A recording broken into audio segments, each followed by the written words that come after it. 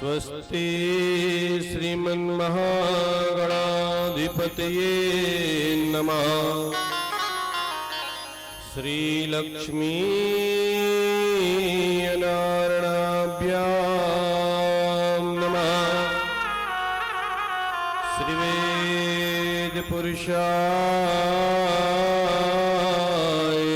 नमः। श्रीगुरुचरणकमलेभ्यो नमः। ध्येयं सदा परिभवग्नभिष्टदोहम् तीर्थास्पदा स्विविरञ्जीयनोतं शरण्यं प्रेत्यारतिरहरं प्रणतपालभवाब्धिपोतं वन्दे महापुरुषते चरणारविन्दम्।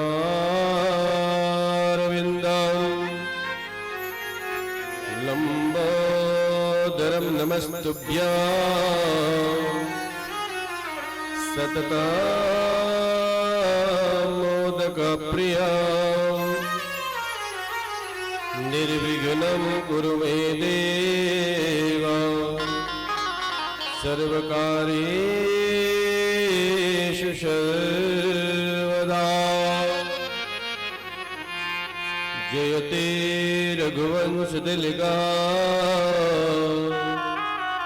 कौसल्या हृदयोनन्दरामा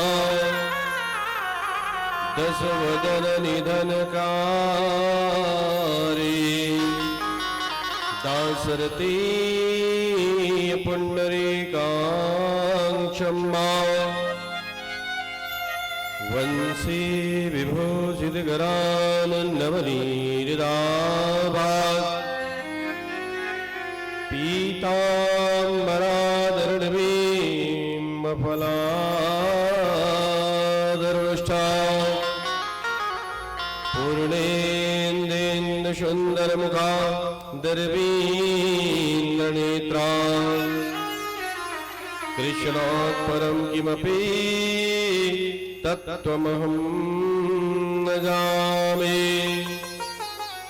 श्री राधे मेरी स्वामिनी मैं राधे जुगदास जन्म जन्म मोहि दीजियो श्री वृंदावन में वास। सब कारण को छोड़ कर मैं आई तेरी द्वार। हे वृषभान की लाडली मैं तो रखियो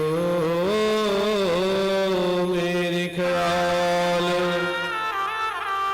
श्री गुरु चरण सरोज रज निज मन मुकुर सुधार। वरणाओ रघुवर विमल जसो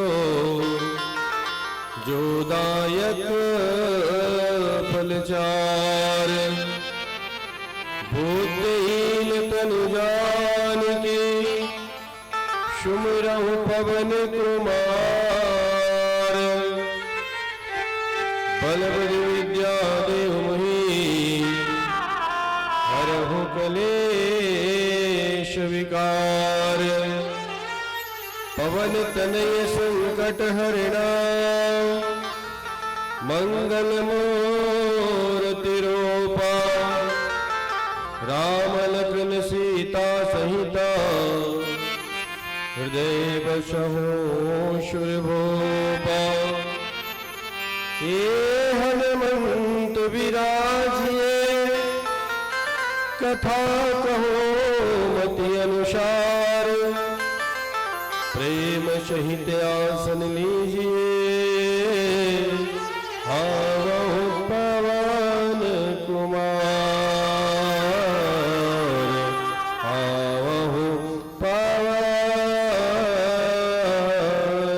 कुमार। प्रेम से बोलो भक्तवत्सल भगवान की। श्रीमद् भागवत महापुराण की। आवाहित देवी देवताओं की। अपने अपने माता पिता गुरुदेव भगवान की। ग्राम के शीतला महामाया मैया की। परम मंगलमयी अकारण कर्ण वर्णालय कल्पत्र पीताम्बर धरी बालकृष्ण लाल के वामंग में प्रतिमूर्ति स्थापित आपके श्री धाम धराधाम ग्राम कंदई पर आज श्रीमद् भागवत ज्ञान के सप्ताह का कथा आए अनवरत बहते बहते आज तृतीय दिवस की प्रथम सत्र की कथा को लेकर के प्रवेश करने के लिए जा रहे सज्जनों। तो आइए ऐसी कथा पर अपनी मनवाणी को ले जाने के पूर्व 2 मिनट भगवान नाम संकीर्तन का आश्रय लेते हैं सज्जनों।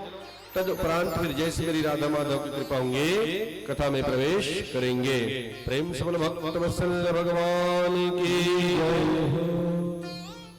आवाज थोड़ा कम करो और एक पॉइंट को बढ़ाओ, थोड़ा सा हल्का से एक पॉइंट कम करो और एक को बढ़ा दो थोड़ा सा। सीटी मार रहा है तो थोड़ा सा देख लेना है। कृष्ण प्रेम मयि राधा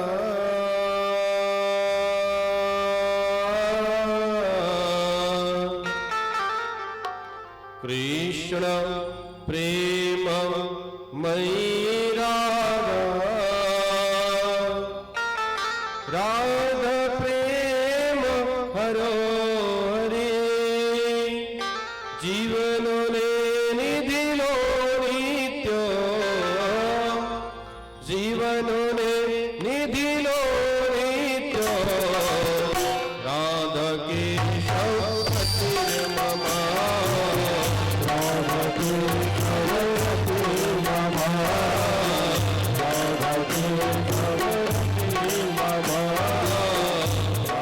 के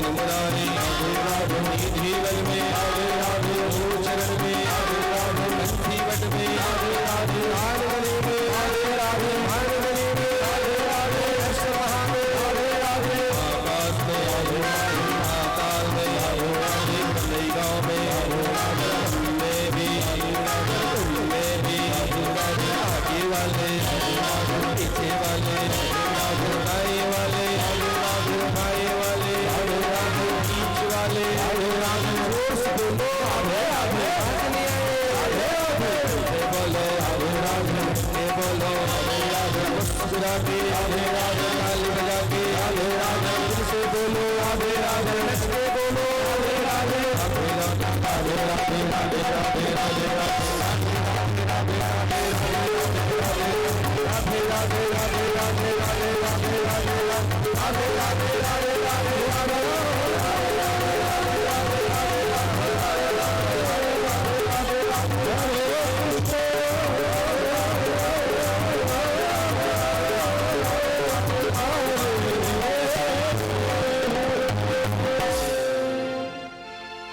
परम मंगलमयी, करुणामयी, भक्तिमयी, वात्सल्य में मेरे माताओं एवं कदई गांव के मेरे पिता तुल्य बुजुर्गों, नौजवान साथियों, छोटे छोटे नन्हे बाल गोपालों एवं किसी भी श्री अन्यत्र श्रीधाम से पधारे हुए मेरे भक्तगणों एवं यूट्यूब फेसबुक के माध्यम से सुनने वाले मेरे श्रोताओं, आइए अब हम और आप मिलकर के सुंदर बाकी बिहारी नेटवर्क धारी रास रसेश्वर बिहारी जी की कथा रूपी अमृत को सुनने के पूर्व या अंतःकरण बसा हुआ मन को भगवान नाम संकीर्तन के द्वारा पवित्र कर लिए सजनों।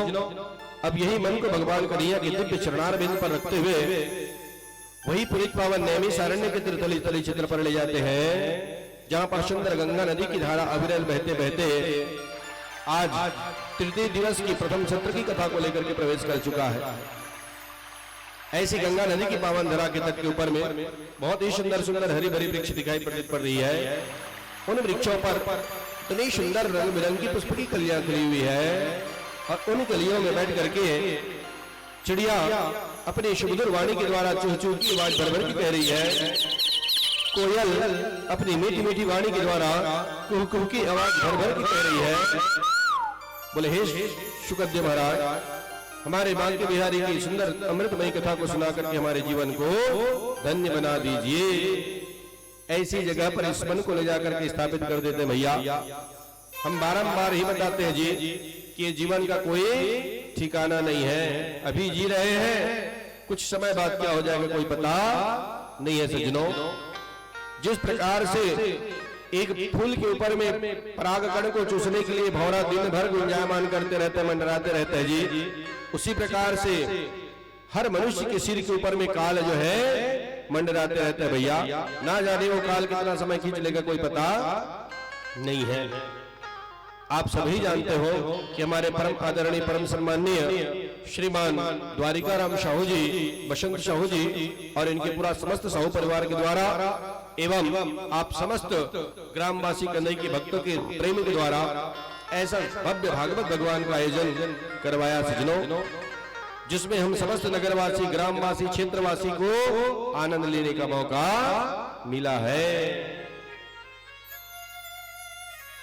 स्वर्ण के आसन पर बैठ करके सुखदेव महाराज जी चरणों में बैठे हुए राजा ऋषि परीक्षित को कहा, परीक्षित आज तीसरा दिवस बीत रहा है भैया, कुछ तो जलपान ग्रहण कर लो जी। न तो अभी तक आपने फल खाया, न कोई प्रकार से जलपान किया, न कोई भोजन किया, कुछ तो फलाहारी कर लो महाराज।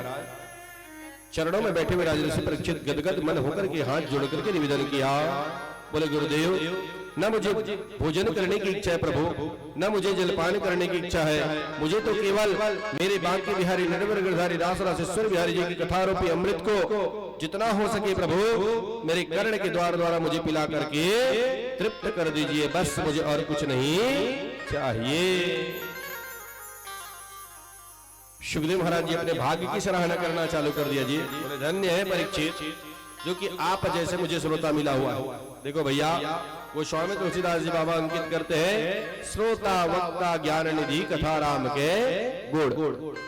जब श्रोता और वक्ता का मन एक सा बन जाता है सज्जनों, तो वो कथा कहने में आनंद आता है और कथा सुनने में आनंद आता है।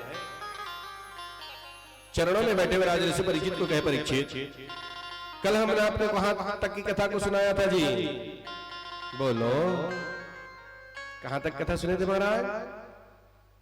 चरणों में बैठे हुए राजा ऋषि परीक्षित ने कहा, बोले गुरुदेव, आपने बहुत ही सुंदर जड़ भरत महाराज जी जो है आनंद से इनका काम था केवल भगवान का नाम लेना।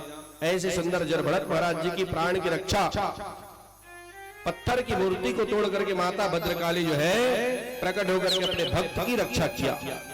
ऐसे अमृतमय दिव्य कथा को आपने हमको सुनाया।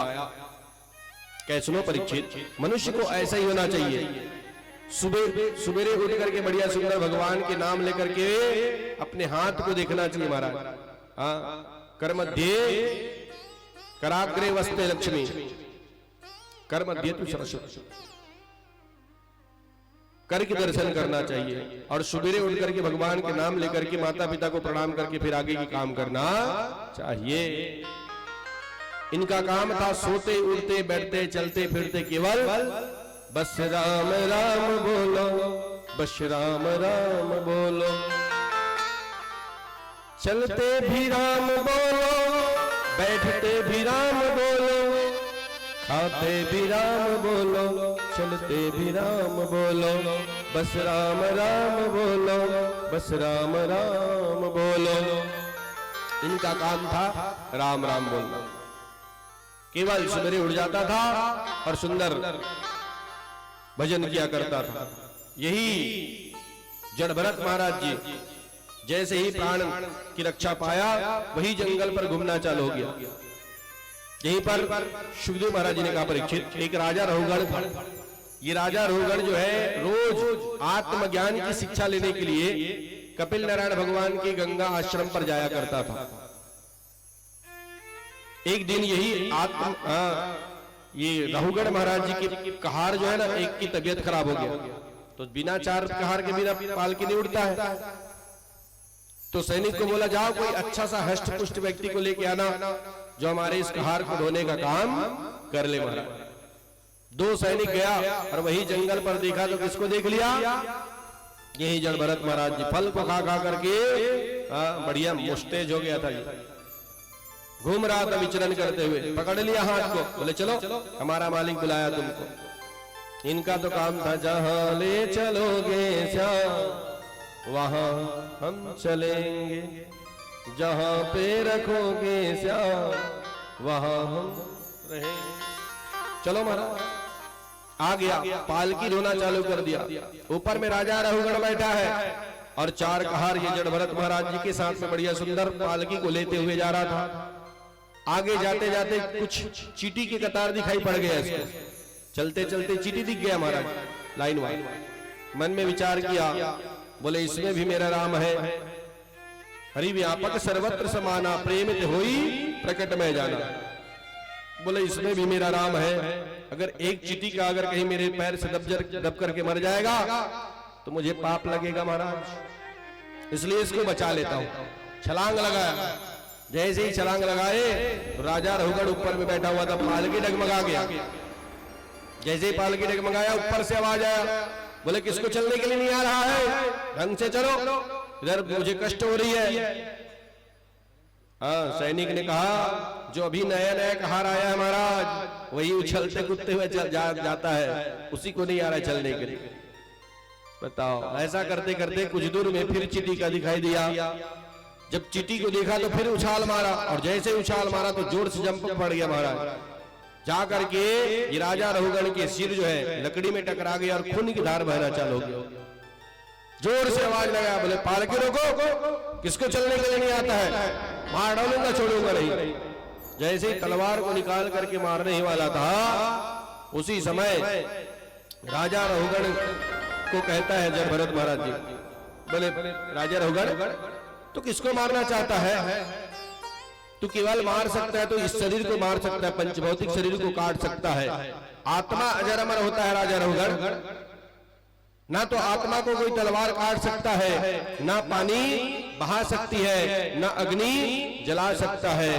ये तो अजर अमर होता है। तू किसको मारना चाहता है? सुन राजा रहुगण, तू तो एक राज्य का राजा होगा, मैं अगले जन्म पर 4 देश का राजा था और यही माया मोह के बंधन में मैं फंसा, तभी जाकर के मुझे ऐसा स्थिति को भोगना पड़ रहा है। हरि व्यापक सर्वत्र समाना, प्रेम हो ही प्रकट में जाना। किसकी शिक्षा लेने के लिए जा रहे हो तुम? आत्मज्ञान की शिक्षा लेने के लिए जा रहे हो ना? तो मैंने कौन सा गलती किया राजा रोगन, आप ही बताइए। जो एक चींटी के बच्चा है, वो चींटी को अगर कहीं मैं बचा लिया, उसमें भी मेरा राम है। तुझमें जितना बड़े राम है ना, आत्मा तेरी ऊपर में समाया है, उतना ही बड़े जीव उसमें भी है, मेरे राम उसमें भी है। तो उसको बचा दिया तो मैं कौन से गलत किया, तो ही बता चल। बोले राजा रघुगण सुन, जिस प्रकार से व्यक्ति जो है कपड़ा पुराना होने के बाद में नूतन वस्त्र धारण कर लेता है, उसी प्रकार से राजा रघुगण ये आत्मा जो है एक शरीर को छोड़ करके दूसरे शरीर में प्रवेश कर जाता है। कभी भी ये आत्मा नहीं मरता है, ये तो अजर अमर है, इसको कोई मार नहीं सकता है। तुम क्या मार सकोगे? जब बोला ना तो महाराज राजा रघुगण मन में विचार किया, जिसकी शिक्षा लेने के लिए मैं कपिल नारायण भगवान के आश्रम में जाया करता था, वो आत्मज्ञान की शिक्षा तो आपने दे दिया महाराज, बहुत बहुत धन्यवाद। उसी दिन से वो आत्मा, उसको मालूम पड़ गया कि हर जीव में आत्मा का निवास है, हर जीव में भगवान का निवास है। ऐसा सुंदर आनंदमयी कथा को बतलाते हुए सुखदेव महाराज जी ने कहा, परीक्षित कभी भी मनुष्य को जीव की हत्या नहीं देना चाहिए, नहीं तो गड़बड़ हो जाता है। जो जीव हत्या करता है उसका कल्याण होने वाला नहीं है। भागवत महापुराण के 5वां स्कंद के 26वें नंबर अध्याय पर नरक के बारे में वर्णन किया। चलो बताओ भैया, कौन सा शास्त्र में लिखा है जी, आप ही बताइए मुझे। 18 पुराण, 36 उपनिषद, 4 वेद, 6 शास्त्र, कहीं पर कोई पुराण में लिखा है क्या जी भगवान को प्रसन्न करने के लिए जीव हत्या की बलि चाहिए? कहीं पर लिखा है? चलो बता दो कोई हाथ उठाकर। बोले महाराज जब लिखा ही नहीं है तो कैसे बता सकते हैं? कहीं पर नहीं लिखा सज्जनों। हाँ, शास्त्र में जरूर लिखा है कि जब तक आप भगवान को बलि नहीं दोगे तब तक के कोई भी आपका पूजा सफल नहीं होगा। ये शास्त्र में लिखा है, बलि देना पड़ता है।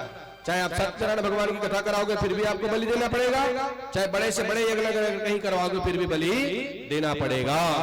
लेकिन कौन सा बलि? मां का बलि देना पड़ता है, मांस बलि नहीं। मां का बलि और मांस बलि में जमीन और आसमान की फर्क है। देखो सज्जनों, संस्कृत का शब्द एक हलंत भी अगर कहीं गलती हो जाती है ना तो अर्थ का अनर्थ हो जाता है। हाँ, आगे कथा सुनने के लिए मिलेंगे।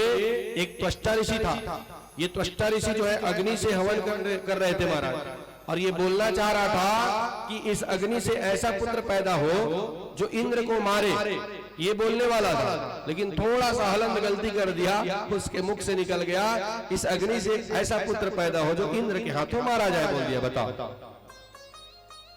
एक हलंत अगर कहीं गलती हो जाती है संस्कृत का ना तो अर्थ का अनर्थ हो जाता है।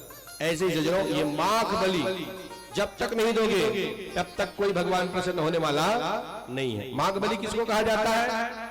जो अपन हवन करने के बाद में आम के पत्ता में उड़द दाल और दही मिलाते ना, यही माघ बलि है। वो जब तक वो बलि नहीं दोगे तब तक के आपका कोई भी पूजा सफल होने वाला नहीं है। ये बलि का शास्त्र है। हाँ, शास्त्र में लिखा है भगवान को बलि देना चाहिए, लेकिन मांस बलि नहीं लिखा सज्जनों, माख बलि लिखा गया। देखो भैया, एक जन बाबा रही से, वो बाबा हर रोज ठाकुर जी की पूजा करे, मस्त सुंदर। कौन कौन करता तो मन ठाकुर जी की पूजा? जरा हाथ उठा के बताओ तो। 1 दैया रे दैया, 2 3 4 रखेश महाराज मानवती की, बस 3-4 जन, बाकी जन है नहीं कर महाराज, है नहीं। देखो भैया, जब कभी भी भोजन बनाते हो है ना भाई, तो पहले 5 बलि दिया जाता है। जब तक वो बलि नहीं दोगे तब तक क्या शुद्ध रहता है अन्न जो है। हाँ, जैसा खाओगे अन्न वैसा बनता है मन। इसलिए अगर कहीं अन्न को शुद्ध करना है तो पहले शुद्धिकरण करो उसका, भगवान को भोग लगाना चाहिए। प्रसाद जिसको कहा जाता है, प्रसाद। प्र मतलब होता है प्रभु, और स मतलब होता है साक्षात, और द मतलब होता है दर्शन करना। प्रभु का साक्षात दर्शन करना ही प्रसाद कहलाता है। और प्रसाद को खाने में, थोड़ा सा खाने में कितना आनंद आता है आप सभी जानते हो इस बात। उसको कोई ज्यादा खाने की आवश्यकता नहीं है। प्रसाद को थोड़ा भी खाओगे तो आनंद आ जाता है। देखो जी, आप खेत में लेके गए हो, धान को बो दिए, ना जाने आपके लूटे तक के, बोते तक के कितना जीव की हत्या होता है। जहर डालते हो महाराज, खातू डालना मतलब जहर डालना, उसमें ना जाने कितना जीव की हत्या होती है, सांप की, बिच्छू की, ना जाने कितने कितने जीवों की हत्या होती है। तो अशुद्ध हो गया वो, अब उसको शुद्ध करना है ला करके। भाई कितनों जीव की हत्या हुआ है, मिजाई करते हुए, मिसाई करते हुए, कोई चीटी की, ना जाने कितने कितने जीव की हत्या हुआ है, तो अशुद्ध हो गया वो। जब तक कि उसको ला करके भगवान में भोग नहीं लगाओगे बनाने के बाद में, तब तक वो शुद्ध होने वाला नहीं है। तो बढ़िया कौन कौन करते हो आप लोग? 3-4 जने, है कि नहीं भाई? रोज करना चाहिए, ठाकुर जी को भोग लगाना चाहिए। पहले पंचबली कहा गया है, अग्नि में स्वाहा और ब्राह्मण के मुख में आहा। अगर कहीं ब्राह्मण भोजन कर लिया तो समझ लो फिर भगवान स्वयं भोजन कर लिया, क्योंकि भगवान ने कहा है ब्राह्मणोश्चमुखमासीत बाहुराजन्या कृतः उरुतदस्य पद्भ्याम शूद्रो अजायता। ब्राह्मण ने भोजन कर लिया तो मैं भोजन कर लिया महाराज, स्वयं भगवान ने कहा है। इसलिए अग्नि में स्वाहा करना चाहिए। का करबे महाराज, आजकल तो उज्ज्वला गैस के जमाना आ गए, तो मैं कैसे देबो? पहली लकड़ी का बढ़िया दे रहे ना, तो उसमें भी डाला करो जी। थोड़ा सा अन्न डाल दो, आचमन कर दो, प्रणाम कर लो, भोग लग गया भगवान को, है नहीं भाई? दूसरा रोटी है गौ माता को, गौ माता को देना चाहिए। उसके लिए एक बलि निकाल दो। स्वान की बलि निकलती है, काग बलि निकलती है, ऐसा 5 बलि देना चाहिए, तब भोजन करना चाहिए। तो ये रोज बढ़िया सुंदर भोग लगा हुआ है नहीं भाई? अलग अलग भोग लगाना चाहिए ठाकुर जी ला। तो हमन का कर धन रोज लाइची दाना खवा खवा दुबरा डर था, है कि नहीं? चल तो तुम्हें मला तीवरा भाजी खावा रोज कतेक पाल लगी तुम्हार जी हुआ, तो ये रोज लाइची दाना खवा खवा के बता तुहर मन भर रसगुल्ला गुलाब जामुन चमचम दबावा और भगवान लाइची दाना खावा। चलो ठीक है, ये भी अच्छा है, अलग अलग भोग लगाना चाहिए, बढ़िया बढ़िया सुंदर। तो बाबा बहुल की दे सुंदर बहु, आज बढ़िया मोट ठाकुर जी ला खीर और पूड़ी भोजन लगा हूं, लान बना के ला दिया हमारा कमरा में रख दो, पूजा कमरा में। अब ओम जय जगदीश हरे स्वामी जय जगदीश हरे, इसने कहा था आरती में, और उसके बेर लान के रख दी काला खीर और पूड़ी ला, उसके बेर वही कमरा में आगे बिलई एक। अब जहां बिलई है इस तरह दिमाग का बिलई ढहान हो गया, काबर मोर प्रसाद रखा है भगवान की जूठा कर दी, खा दी। अब वो अगरबत्ती खोज दी, अब वो बिलई पकड़ दी। अब बिलई पकड़े के बाद में एक टुकना ला ढाक दी, और ऊपर में पथरा ला डाल दी। अब ये पूजा करे चालू। तो ये एला कौन दिखत रहा है? वो दूषण नाती रहते रहे। तो भैया अब आया है सो जाएगा राजा रंग फकीर जी, कतक दिन ले चली महाराज बुढ़ावस्था जाना पड़ी। कुछ दिन बाद में बाबा के गोविंदा नमो नमः हो गए, मर गयो। तो नाती मन तो देखे रहा महाराज, काबर देखो जी लइका मन ना जैसे जैसे सियान मन करते थे मन ला बिल्कुल पकड़ते हो मन महाराज। हाँ, बहुत जल्दी कैप्चर दिमाग रहता है इन लोग का। तो वो मन का कही का मन बना लिस मन ला, हमार बाबा पूजा करे पहले बिलई पकड़ा है, तो एक जन बिलई खोजे बढ़ जाती है, एक जन टुकना नाने बढ़ जाती है। तो वो बिलई पकड़ के लानतीस और अपन पूजा कमरा में टुकना में ढाक लेतीस, पथरा लोकर ऊपर में डाल देतीस, तब मन पूजा करे चाहिए। ये मन का बना लिस नियम बना लिस, और बाबा काबर ढकेरी से बोला बारे मालूम नहीं हुई, वो अतके जानिस कि हमारे बाबा पहली पूजा करे पहली बिलई लाना है, टुकड़ा में ढाके तब वो। बस ऐसे ही हम लोग। चलो बताओ, आपके पूर्वज आपके देवी देवता में किस लिए दिया था? किसी को मालूम है क्या? बोलो, किसी को मालूम है? बस अतके जाना था कि हमारे पहली के पूर्वज के चलते आवा था। हत्या भला जाना था, किस लिए दिया, क्यों दिया, इसके बारे में हमको मालूम नहीं है, हम लोग नियम बना लिया उसको। देखो सुजनों, कहीं धर्मशास्त्र में नहीं लिखा है जी कि आप जीव हत्या करके भगवान को प्रसन्न करो। 4 वेद 6 शास्त्र 18 पुराण में कहीं पर खोल के देख लो आप, आपको नहीं मिलेगा कि भगवान को प्रसन्न करने के लिए जीव हत्या की बलि देता है। सुखदेव महाराज जी ने कहा, परीक्षित नाना प्रकार के नाज हमें जब पृथ्वी माता देती है, तो धिक्कार है उस मांस वासना को जीवों की जीव हत्या क्यों लेती है। हमारे खाए बर को पृथ्वी माता कभी करेगा, अंगूर के, सेब के, केला के, ना जाने कौन कौन से इतना सुंदर सुंदर चीज हमला पृथ्वी माता देवा थे। तब बोले आदमी के सहिता कहा पूछा, जब तिहार आते नहीं, नवा साल मनाता तो मुर्गा मुर्गी बन मीटिंग करते। एक दिन पहले घर मीटिंग होते, इधर ही कौन राक्षस के मुंह जाने जाबो, तुहर मन भर तिहार आते और मल्ला बुखार आते बेचारा मल्ला, है कि नहीं भाई। देखो जी, आपके पास में जितना बड़े जीव है ना, चलो आपके बेटा को अगर कहीं एक झापड़ मार दिया जाए तो कितना दर्द होता है जी, बोलो, दर्द होता है कि नहीं होता है। तो उसकी अगर कहीं जीव की हत्या लोगे तो उसका भी तो कोई माता है, उसकी भी तो कोई पिता है क्या, उसने भी तो कोई इतना दिन तक के कष्ट झेल करके उसने भी तो जन्म दिया है क्या, तो उसको दर्द नहीं होता होगा जी। देखो भैया, ये इतना दूर तक के स्वाद है बस, बाकी अंदर कुछ है क्या। अपने इतने दिन दूर के स्वाद को लेने के लिए किसी के 9 महीने के गर्भ में रखा हुआ जीव हत्या करोगे जी, कितना दोष लगेगा सज्जनों, आप यही बताइए मुझे। इसलिए कबीर महाराज जी बहुत ही सुंदर वाणी में लिखा है, अपना ग्रंथ में बताया कबीरदास जी, बहुत सुंदर कबीरदास जी का वक्तव्य है सज्जनों। एक जीव हत्या करने से 8 व्यक्ति को पाप लगता है। कितने व्यक्ति को? 8 जने को पाप लगता है। कौन कौन सा? जीव बधन एक आज्ञा देहि, जिन को कही दी आज खाए मन लगत के, तो वो चाहे खावाए चाहे मत खावाए, महाराज बोला पाप लग। दूजे जे कटे मारी बैदे ही, जिन्होंने कांटे पर धरते उसको पाप लग गया। तीजे जे जे मारन धावा, और चौथे देखत करत सवारा, जिन्होंने बनावत देख दृष्टि आंखी से, तो वो खावाए चाहे मत खावाए बोल पाप लग गया। 5वां जो रसोई बनावे, जिन्होंने बनाते नहीं छन छन करके, 3 मल्ला पाप लग गए, चाहे खावाए। बुरा न माने, होली है आज के बाद कही दो।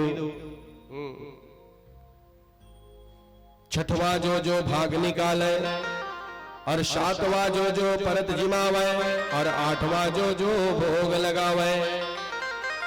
ये 8 व्यक्ति को भोग पाप लगता है महाराज, जो उसको भोग लगाता है उसको। देखो सज्जनों, कबीर महाराज जी कहते हैं, तिल भर मछली खाई के कोटि गौ के दान, और काशी करवट जा मरे तब हो नरक निदान। तिल भर मछली खाई के कोटि गौ के दान, अगर जो मांस का भक्षण करता है, ऐसे व्यक्ति अगर कहीं रोज गाय का भी अगर कहीं दान करेगा, या वो काशी में भी जाकर के मर जाएगा, फिर भी वो व्यक्ति नरक की गामी होगा। मन जो नर मछली खात है, छोटे बड़े समेत, सो नरक में जात है, नाती पोता समेत। देखो भैया, मांस भक्षण करना बहुत बुरी बात है जी। चलो बताओ, आप ही बताओ मुझे, आपके पास में कोई चीज की खाने की कमी है क्या महाराज? बताओ। अगर गाड़ी है आपके पास, और गाड़ी में अगर कहीं पेट्रोल की जगह में आप मुझे बताओ मिट्टी तेल डालोगे तो चलेगा गाड़ी? कितना दिन तक चलेगा जी? जंग लगना चालू हो जाएगा और वो खातू हो जाएगा, गाड़ी फिर चलना बंद कर देगा। ऐसे ये गाड़ी है सज्जनों, जिसमें शुद्ध चीज डालना चाहिए, उसमें अशुद्ध का अगर कहीं प्रयोग करोगे तो मति भ्रमित हो जाता है, और जैसे खाओगे वन ऐसा बनता है मन महाराज। इसलिए मांस मांस सब एक है, मुर्गा मुर्गी गाय, आँखी देख नर घात है, ते नरक में जाय। जीव मत मारो बाप रो, सब जीव एक समान। जीव हत्या नहीं छूट है, कोटि सुनो पुराण। भैया कहीं कोई भी पुराण में छूट नहीं दिया जी कि जीव हत्या करने से भगवान को प्रसन्न करो या भगवान प्रसन्न होता है। ये सब अपने मनवांछित इच्छा को पूर्ण करने के लिए व्यक्ति ये सब चीज करता है महाराज। देखो भैया अगर ऐसा बात होता ना तो हमारे गांव में, अब जानते हो, सभी जानते हो महाराज, प्रेम शिवल भक्त वत्सल भगवान की जय हो, है ना भाई। एक ही गोत्रज का व्यक्ति है जो आपकी बेटी गई हुई है, वहां पर बिना बलि दिए हुए जस जिवारा को निकालते हैं, है कि नहीं भाई।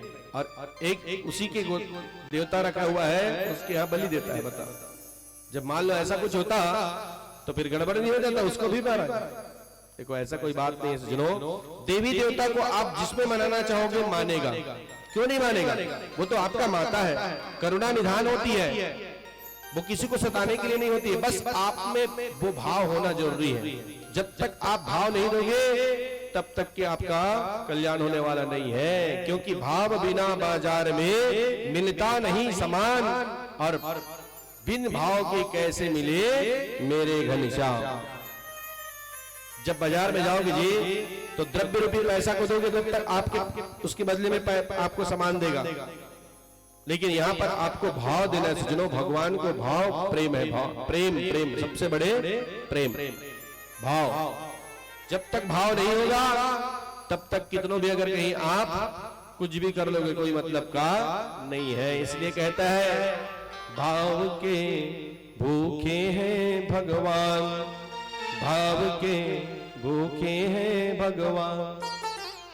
भाव नहीं तो कुछ भी नहीं है, भाव नहीं तो कुछ भी नहीं है, लाखों करो गुणगान। भाव के भूखे हैं भगवान, भाव के भूखे हैं भगवान। भैया भगवान भाव का भूखा है जी, उसको वस्तु विशेष नहीं चाहिए, देने वाले को हम क्या दे सकते हैं जी, वो तो केवल भाव ढूंढता है सज्जनों, आपका प्रेम ढूंढता है वो।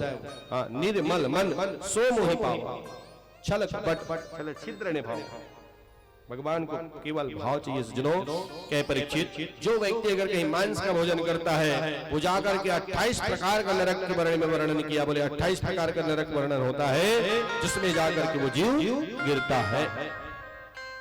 तब जाकर के परीक्षित का रोम रोम खड़ा होना चालू हो गया। जब नरक वर्णन को सुना ना तो महाराज को बोले प्रभु गुरुदेव, कौन सा जीव कौन सा पाप करता है तो कौन से नरक में जाकर के गिरता है, कृपा करके आप मुझे विस्तार पूर्वक बतला देते स्वामी, तो बड़ा ही आनंद आ जाता।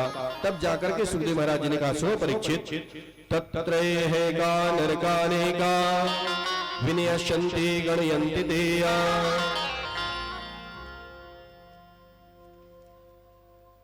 राजनानाम रूपो लक्ष्मणतोः अनक्रमणीयतामस्ताः मिस्त्रो धाता निस्तो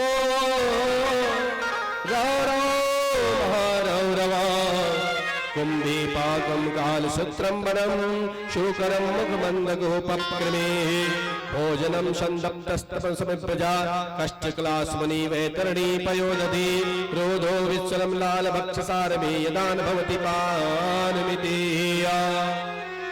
ये 28 प्रकार के वर्णन किया है नरक के बारे में। कौन कौन सुने गरुड़ पुराण? जरा हाथ उठा बताओ तो। जय दैया, कैसे करते हो जी? हाँ, एक जने सुना है, 2 जने सुना है, बहुत बढ़िया, 3 जने सुना है, 4 5, बहुत सुंदर। देखो सज्जनों, एक तो गरुड़ पुराण सुनने के लिए मिलता नहीं, बहुत कम समय रहता है जो सुनने के लिए मिलता है। दुख की घड़ी में ही बस उसको सुना जाता है। और जिस समय अगर कहीं गरुड़ पुराण तन्मयता के साथ सुन लिया तो लिख के दूंगा व्यासपीठ से, उस जीव को ना उस समय वैराग्य हो जाएगा। इतना क्लिष्ट उच्चारण हुआ महाराज की, यहाँ से जाने के बाद में जीव का क्या हाल होता है। ये पूरा नरक वर्णन जो है उस गरुड़ पुराण में बताया गया। देखो जी, चलो बताओ, आप लोग जो दीपक जलाते हो, जैसे मान लो कोई मर जाता है तो वहां पर लेटाते हैं, तो उस जगह में 12 महीने तक दीपक जलाते कि नहीं जलाते? क्यों जलाया जाता है? चलो बताओ। नहीं जानन महाराज, जलावा तावा देता हूं मैं, जलावा था।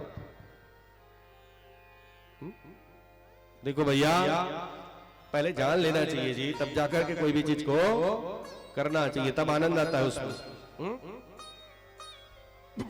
सुनो, जब यहां से जीव जाता है, शरीर को छोड़ देता है, और आत्मा जो है जैसे यहां से निकलता है, तो ये सूक्ष्म है आत्मा, इसको कोई आज तक ना देखा है, कोई भी इसको ना देख पाया है, ना महसूस किया है। कोई जानता है क्या? बताइए। इसको ना वैज्ञानिक इसको देखने के लिए कांच में पैकिंग करके भी रखा है मरने वाले व्यक्ति को।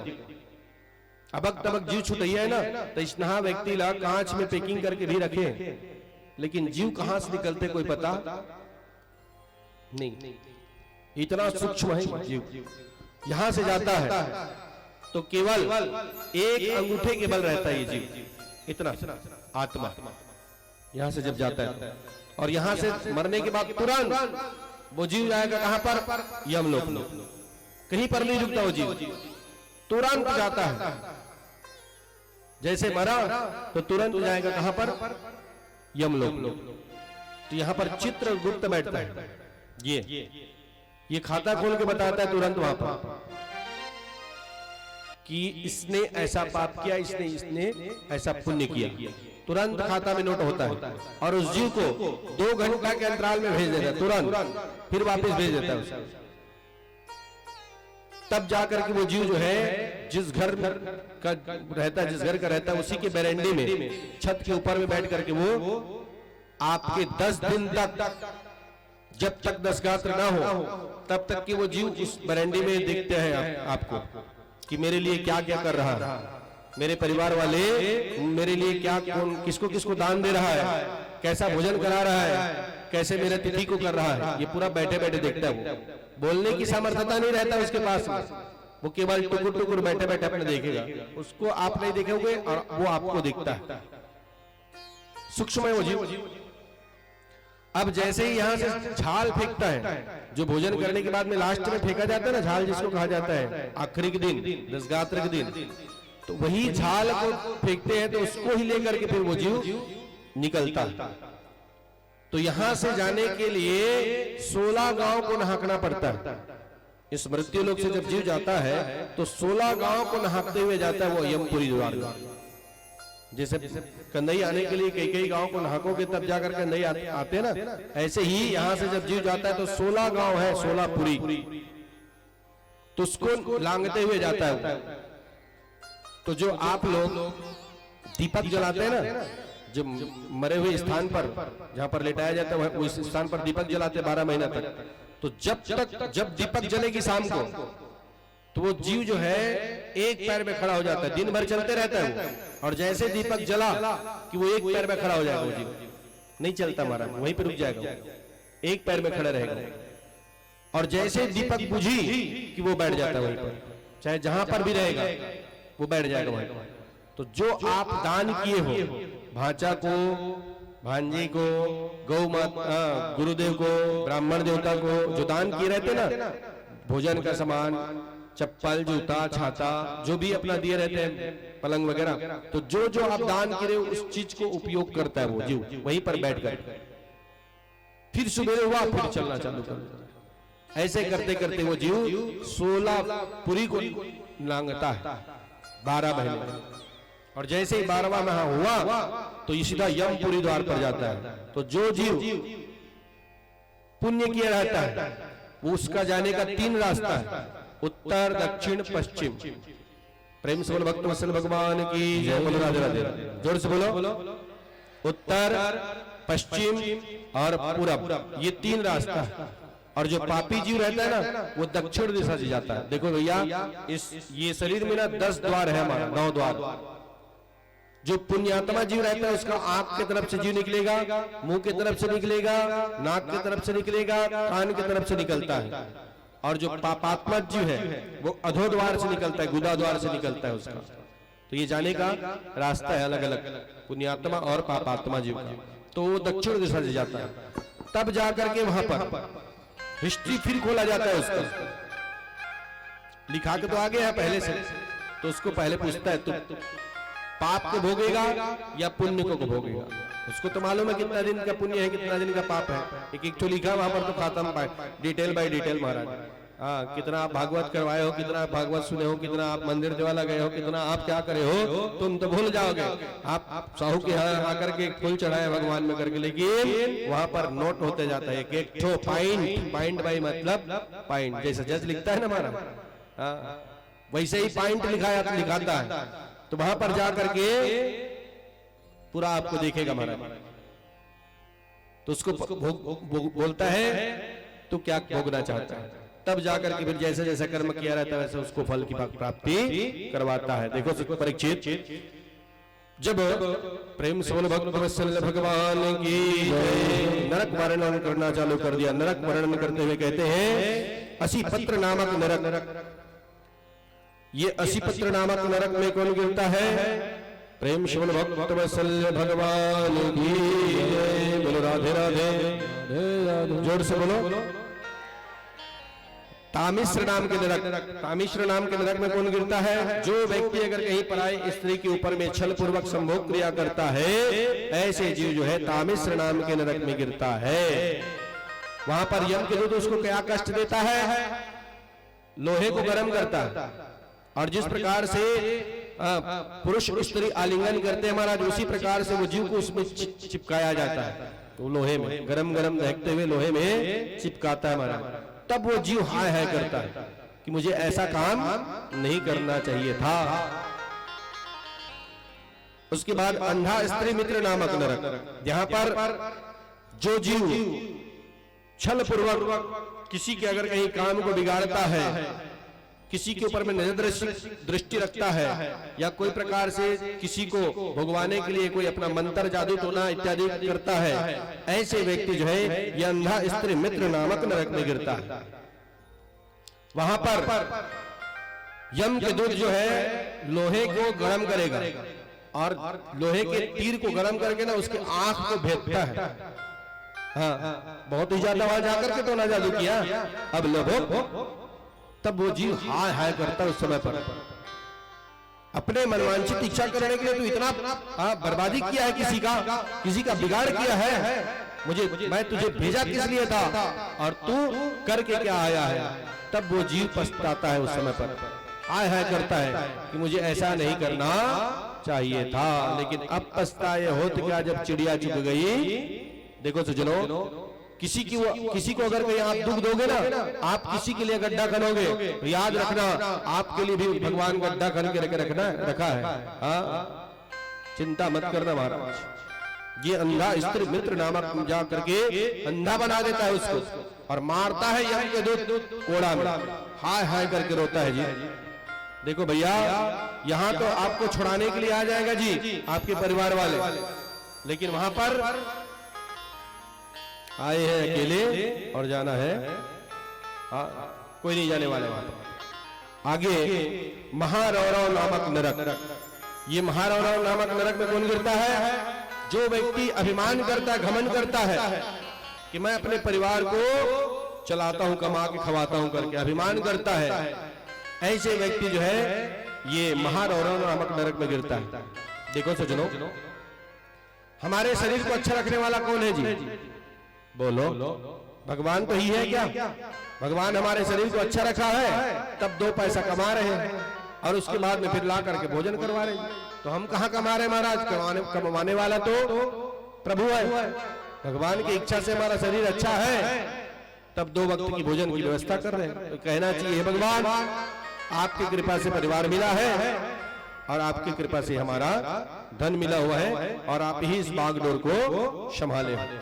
कभी भी अभिमान नहीं करना चाहिए कि मेरा कमाई से घर खाता है, तेरा कमाई कोई घर नहीं खाता महाराज। भगवान की इच्छा रहता है तभी जाकर के सब चीज होता है। आगे कुंभी पाक नरक। ये कुंभी पाक नरक में कौन गिरता है? जो मांस का भोजन करता है, ऐसे व्यक्ति जो है उस जीव को गरम गरम तेल में, खौलते हुए तेल में डालता है, बताओ, न वो जीव जी सकता है और न वो जी मर सकता है। इस स्थिति में रहता है वो। उस समय पर हाय दैया करता है खौलते हुए तेल में जी वो जीव। यम के दूत कहता है कैसे खौला के खाया था, अब तेरे कैसा लग रहा है? तब वो जीव सोचता है कि मुझे ऐसा नहीं करना चाहिए था। आगे कष्ट सूत्र नामक नरक। ये कष्ट सूत्र नामक नरक में कौन गिरता है?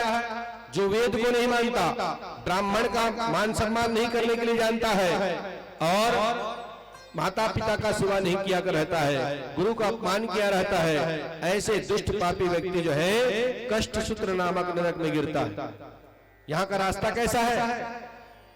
कटीली रास्ता में ना झाड़ लगी हुई है, ये कष्ट सूत्र नामक नरक में जाने के लिए। इधर भी झाड़ है कटीली वाला, इधर भी झाड़ है। जब यम के दूत मारता है ना तो वो जीव बचाने के लिए जैसे अपने आप को इधर करता है तो वो कटीली वाला जो पत्ता रहता है उसमें उसका शरीर मांस के लोथड़ा जो है छिन छिन होते जाता है, खून की बरसात होते जाते हैं। ऐसा ये कष्ट सूत्र नामक नरक को भोगना पड़ता है परीक्षित। इसलिए ब्राह्मण का, वेद का, माता पिता का, गुरु का अपमान कभी भी नहीं करना चाहिए। असीपत्र नामक नरक। ये असीपत्र नामक नरक में कौन गिरता है?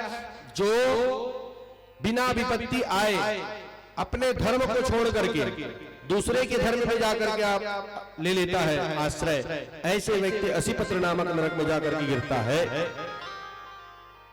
शुकरमुख नामक नरक। ये शुकरमुख नामक नरक में जो निरपराधी होता है, जो कोई गलती नहीं किया है और ऐसे व्यक्ति को राजा या कोर्ट कचहरी में अगर कहीं गलती कर दे, जब जबरदस्ती का अपराधी बना देता है, ऐसे व्यक्ति जो है इस शुकरमुख नामक नरक में गिरता है। अंधकूप नामक नरक। इसमें कौन गिरता है? जो मच्छर को मारता है, जो चींटी को मारता है, ऐसे जीव जो है ये अंधकूप नामक नरक में गिरता है। बताओ, परीक्षित ने कहा, बोले गुरुदेव जब मच्छर काटेगा तो भगाने के लिए मारने का प्रयास तो करेगा ही करेगा, तो ऐसे जीव को अगर कहीं पाप लग गया तो उसको पुण्य करने के लिए कोई को तो उपाय होगा महाराज। तब सुखदेव महाराज जी ने कहा, सुनो परीक्षित, माताएं ध्यान पूर्वक सुनना, आप लोग से बहुत पाप होता है, बुरा न माने बोलिए। काबर पीनियल 5 बजे 4 बजे मुंदरा लूट जी खेत जा रहेगी, झाड़ू लगावत महाराज, चीटी बाहर रहेगा तो हवा कई कई चीटी गोविंद आय नमो झाड़ू मारत है कि नहीं भाई? होता है कि नहीं होता है? लकड़ी लाना थे, लकड़ी में कतकन घुसरे चीटी मन डाल दिस महाराज, खींच दिस माचिस, कई हजार गोविंद आय नमो, है कि नहीं? तो जो माताओं से अगर कहीं या भक्त वृंद से कोई गलती होता है, अच्छा जाने अनजाने में कोई भी अगर कहीं पाप हो जाता है तो उस पाप से उरीन होने के लिए उपाय बता रहे हैं। पीपल पेड़ के पास जाना और पीपल के पेड़ के पास में जाकर के शक्कर के दाना डाल देना चींटियों के लिए, तो जितना भी आपके हाथों से चींटी का गोविंदाय नमो नमः हुआ है सब पुण्य में बदल जाएगा। आटे की गोली बनाना 20, 21, 11 जितना भी हो सके, आटे की छोटी छोटी गोली बना लेना और नदी में या तालाब में ले जाकर के उसको फेंक देना महाराज। तो आपको जितने भी मच्छर इत्यादि जो भी प्रकार से आपके जाने अनजाने में अगर कोई गलती हुई रहती है तो वो सब पाप से विमुक्त होकर के पुण्य में परिवर्तित हो जाता है। प्रेम से भक्त वत्सल भगवान की। ऐसा सुंदर अन्नकूप नामक नरक में गिरता है।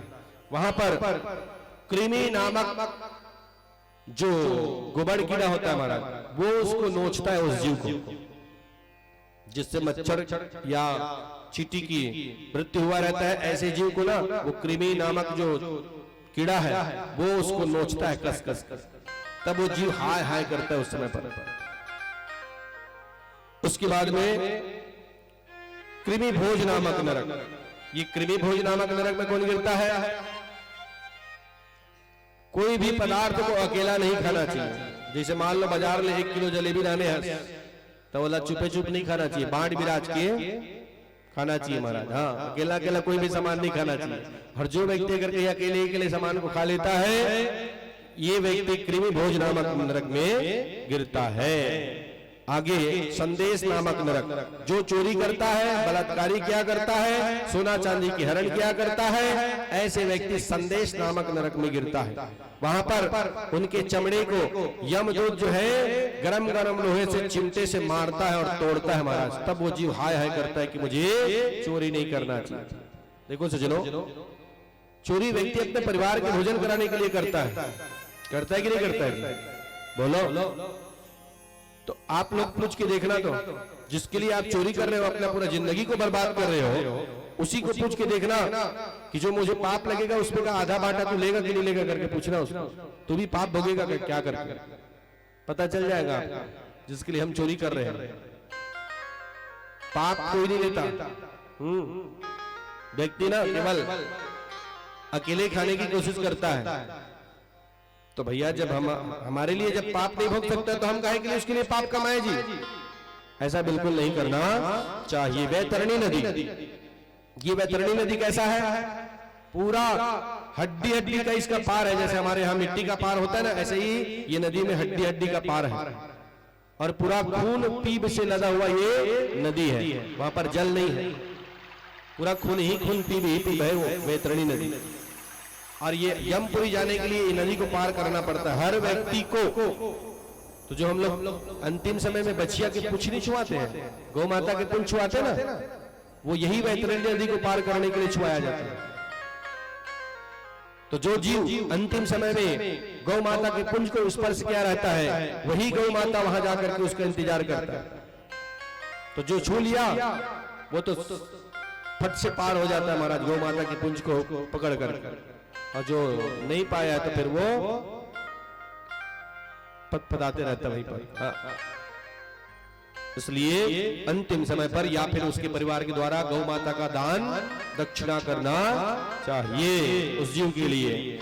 उसके बाद लाला भक्षण नामक नरक, इसमें कौन गिरता है? एक ही गोत्रज के साथ में कभी भी विवाह नहीं करना चाहिए। एक एक गोत्र के साथ में कभी भी शादी नहीं करना चाहिए। और क्योंकि ये भाई और बहन का रिश्ता हो जाता है, एक ही खून हो जाता है, तो ऐसे एक ही गोत्रज के साथ में कभी भी विवाह नहीं करना चाहिए। और जो व्यक्ति अगर कहीं ऐसा कर लेता है तो वो लाला भक्षण नामक नरक में गिरता है। वहां पर वीर्य की नदी है, उस नदी में उस जीव को डुबाया जाता है। बोले तुझे और गोत्रज का नहीं मिला? हाँ, तेरे कास्ट का और गोत्रज का नहीं मिला जो अपने ही गोत्रज के साथ में विवाह किया? उस समय पर वो जीव बहुत ही रोता है। अवर्ची नामक नरक, जो कोर्ट कचहरी में जाकर के पैसे के कारण झूठी गवाही भरता है, ऐसे व्यक्ति जो है अवर्ची नामक नरक में गिरता है। इस प्रकार से सज्जनों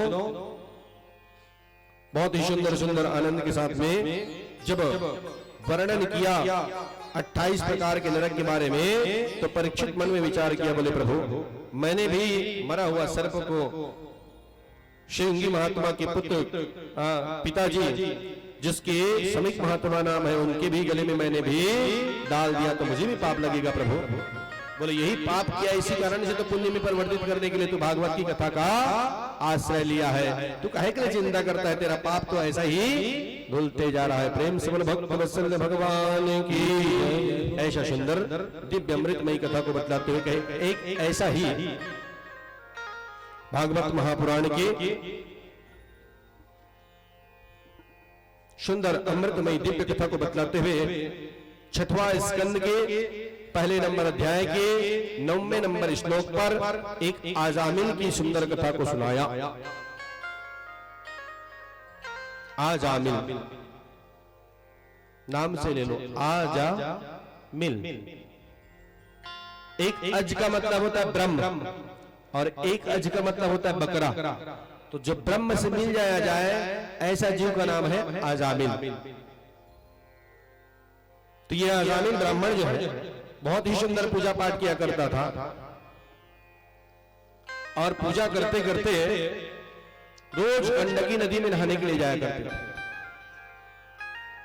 जैसे ही गंडकी नदी में जाया करता था, एक दिन आजामिल ब्राह्मण जब लौट रहा था, देखो सज्जनों पाप कहां से पैदा होता है? ये आंख से ही पाप जो है अंदर प्रवेश किया करता है। आजामिल जैसे ही वापस आ रहे थे नहा करके, तो एक उल्टा स्त्री जो है पर पुरुष के साथ में संसर्ग इत्यादि कर रहा था, जिसको देख लिया कौन? आजामिल।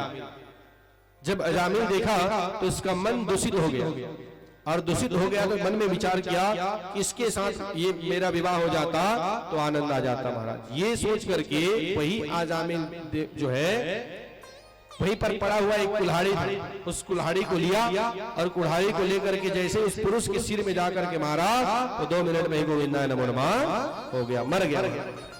पाप लगना चालू हो गया आजामिल को। देखो कहां से कैसे होते होते कैसे होना चालू हो जाता है। तो ये आजामिल ब्राह्मण जैसे ही मारा तो पाप लग गया। अब तो महाराज ले लिया वैश्या को और अपने घर में चला गया। देखो सज्जनों, छठ सुधर ही सत्संगति पाई, पारस परत कुधात सुहाई। मूर्ख व्यक्ति को अगर कहीं सत्संग मिल जाता है तो वो सुधर जाता है। ऐसे ही ब्राह्मण के संगत पाकर के तो वैश्या जो है सुधर गई महाराज, सुशील पत्नी बन गई, लेकिन वैश्या की संगत पाकर के ब्राह्मण बिगड़ गए। अब इनके यहां 9 पुत्र हुआ। कितने पुत्र? 9 पुत्र। देखो भैया, व्यक्ति की शरीर की पूजा नहीं होता है जी, आचरण की पूजा होती है। आचरण अच्छा रहेगा, व्यवहार अच्छा रहेगा तो सब बुलाएगा महाराज, और व्यवहार ही अगर कहीं आपका बिगड़ गया तो कौन बुलाने वाले? आजामिल जब तक बढ़िया था तब तक सब बुला रहे थे पूजा पाठ करने के लिए। अब आजामिल बिगड़ गया तो उसको बुलाने के लिए बंद कर दिया महाराज। तो जितना भी धन था सब तो खत्म हो गया। अब तो चोरी करना चालू कर दिया। परिवार चलाना है, 9 जने बेटा है, बेटी पत्नी है, जब तक कि उसकी मनवांछित इच्छा पूर्ण करना है तो पैसा होगा, तभी काम का है। अब चोरी करना चालू कर दिया, पूजा पाठ बंद हो गया, बुलाना। तो एक हर नाम मन के जर रहा है कल लड़का मन के, जिन बुधवार के हो रहा है तेखर नाम बुधारू, जिन शुक्रवार के हो रहा है तेखर नाम सुकालो। बता तो मैं की थाऊंगा जिन आषाढ़ में हो रही सो तेखर नाम का रखी सोईगा, असड़हू रखी सोईगा।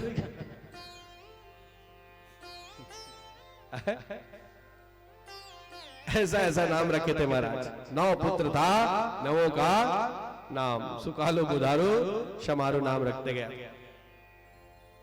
अब ये आजामिल ब्राह्मण चोरी करना चालू कर दिया, डकैती करना चालू कर दिया।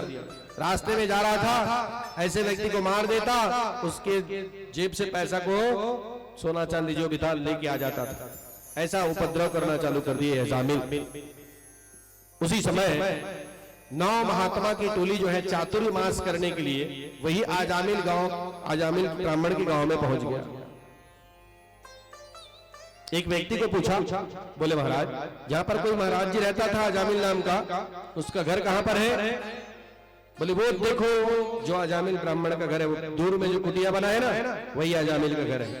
ब्राह्मण ने कहा जब और आते थे तो गांव के अंदर में था, लेकिन अब वहां पर बोले सुनो महाराज, अब वो आजामिल नहीं रह गया, वो अब वो बिगड़ गया, वो चोरी चमारी करना चालू कर दिया, इसलिए गांव के लोग उसको दूर में रख दिया। महात्मा ने कहा बिगड़े हुए का काम बनाना हमारा परम कर्तव्य है हमारा, चलो जाकर के ब्राह्मण का कल्याण कर देते हैं। ये सोच करके 9 ब्राह्मण कहां पहुंच गया? आजामिल ब्राह्मण के घर पर। उस समय पर आजामिल जो है चोरी करने हुए गया था। उसकी पत्नी थी जो वैश्या थी, वो संगत पाकर के सुधर गए थे महाराज। सुशील पत्नी मन में विचार किया, बोले देखो तो मेरे भाग्य को, जब मैं वैश्या की गति किया करती थी तो एक ब्राह्मण का दर्शन नहीं हो पाता था, साधु संत महात्मा के दर्शन नहीं हो पाती थी, लेकिन आज मेरा भाग्य देखो, जो 9 ब्राह्मण मेरे घर में चल करके आया हुआ है। बोले अहो भाग्य है मेरा। हाथ जोड़कर की विनती किया, बोले महाराज सुनो ना, बढ़िया सुंदर खीर पूरी खा लेते आए हो, पालो महाराज। बोले देवी हम आपके घर में भोजन नहीं कर सकते। सुशील पत्नी ने कही, वैश्या ने कही, बोले सुनो महाराज, सूखे अन्न में कोई भी प्रकार का छुआछूत की भावना नहीं होती है, इसलिए मैं दूध दे देती हूँ, भोजन दे देती हूँ, अन्न की दाना दे देती हूँ, बढ़िया भोजन कर लो महाराज। मेरा भाई कृपा हो जाएगा। अहो भाग्य दे दिए महाराज, बढ़िया चकाचक पूड़ी खीर बनाए और पाना चालू कर दिया। जैसे ही पा रहा था उसी समय अजामिल ब्राह्मण आ गया घर में। जब देखा 9 पुरुष को ना, तो महाराज जागी रही भावना जैसी, प्रभु देखा है मूरत ऐसे, जिसकी भावना जैसी होती है उसको उसी प्रकार से दिखाई पड़ता। तो ये अजामिल ब्राह्मण देख करके कहा, बोले एक पुरुष के पास में मन नहीं भरा, दोनों पुरुष को बुला करके गलत काम करती है, मार डालूंगा छोड़ूंगा नहीं। जैसे ही मारने के लिए चाहा, सभी ब्राह्मण देवता ने कहा, महात्माओं ने बोले सुन अजामिल, तुम्हारा मति भ्रमित हो गया है, इस कारण से तुमको महात्मा भी बुरा नजर दिखाई पड़ रहा है। जागी रही भावना जैसी, प्रभु देखा है मूरत ऐसे, मति को सुधारो तुम्हारा। हम ब्राह्मण देवता है, साधु संत महात्मा है, निर्गुण की बात करते हो तो? बोले सुनो अजामिल, हम कोई और दूसरा नहीं है, हम आपके घर में भोजन किए हैं, हमको दक्षिणा चाहिए, क्योंकि ब्राह्मण को भोजन कराने के बाद में जब तक दक्षिणा नहीं दोगे तब तक के पुण्य की प्राप्ति आपको मिलने वाला नहीं, इसलिए दक्षिणा चाहिए। अजामिल ब्राह्मण ने कहा, अच्छा चोर के घर में चोरी? बोले सुनो, ये जितना झोली में पकड़े हो ना, सबको छीन लूंगा महाराज, मेरे घर में मांगते हो दक्षिणा मुझसे ही? बोले सुनो अजामिल, हम कोई पैसे की दक्षिणा नहीं मांग रहे आपसे, तो क्या चाहिए? बोले आपका पत्नी जो है अभी गर्भ में है, जो उससे संतान होगा ना, उसका नाम केवल नारायण रख देना अजामिल, वही हमारा दक्षिणा होगा। बस बस इतना ही रखना ना, चलो जाओ, मैं रख लूंगा, नारायण नाम रख लेना, चलो जाओ। बताओ, नवो ब्राह्मण जो है सुंदर अजामिल की गति को सुधारने के लिए उपाय बता दिया और वहां से निकल गया। इधर समय जात ला गए नहीं बारा, समय कैसे गुजरता कोई पता नहीं चलता सजनों। 10वें मासे वै तस्या पुत्रम रत्न जायता, सुंदर एक पुत्र रत्न की प्राप्ति हो गया, जिसका नामकरण कर दिया गया नारायण प्रेम समन भक्त वत्सल भगवान की जय। नारायण नाम रख दिया। अब तो क्या पूछोगे जी, आओ बेटा नारायण, घूमेंगे आओ बेटा नारायण, खेलेंगे आओ बेटा नारायण, सोएंगे आओ बेटा नारायण, चलेंगे। बताओ, सुबह से उठते तक के शाम तक सोते तक के नारायण नारायण नाम निकलना चालू हो। देखो जी, चल तू ही मन बताओ, कीजिए परीक्षा। जैसे तोड़ 4 जन बेटा है, तो सबसे अधिक प्रेम काला करता जी, बोलो बताइए। 4 जने अगर कहीं मान लो बेटा है या 3 जने बेटा है, तो सबसे अधिक प्रेम किससे किया करता है? माता पिता जी। छोटे बेटा देखते कि नहीं देखा है? बोलो। वैसे तो सबके पास में प्रेम रहता है, लेकिन सबसे अधिक प्रेम छोटे के होता है, होते कि नहीं होते? तो बाप है छोटे बेटा प्यार करे धल्ली, और महतारी है बड़े बेटा प्यार करे धल्ली। तो ये जिन मंजिला वाले थे, मतलब पूछ लू तुम